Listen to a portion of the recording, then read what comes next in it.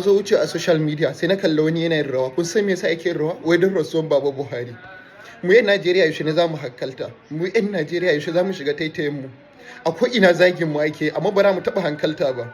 Wani shugaba ne wanda ka taɓa ganin shugaban su ya rasu wai ya zo yana ganga har yana rawa, wani har kyauta yake. Ɗazu ina zuwa wucewa kai wai iyazu billah. Yaushe za mu hankalta ne? Komai yana tsoron mutuwa. Mutuwan nan ba ƙarya bace ba. Kafin ya rasu an sha ta cewa ya rasu ya yi rasuwan gaskiyan ma ba za a yi marfatan alkhairi ba.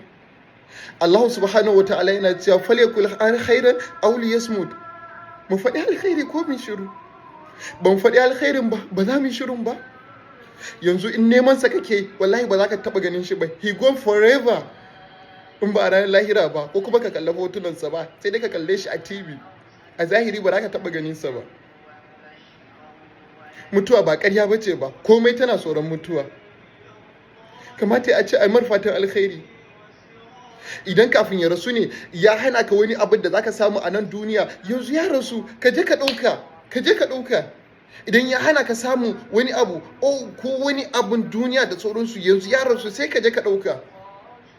Amma sai ka na marfatan rashin wannan ya rasu ba. Kun san me zai je ya tadda a can? Ubangiji Allah ya ji kansa ya masa gafara. Ubangiji Allah ya sa can yafi nan.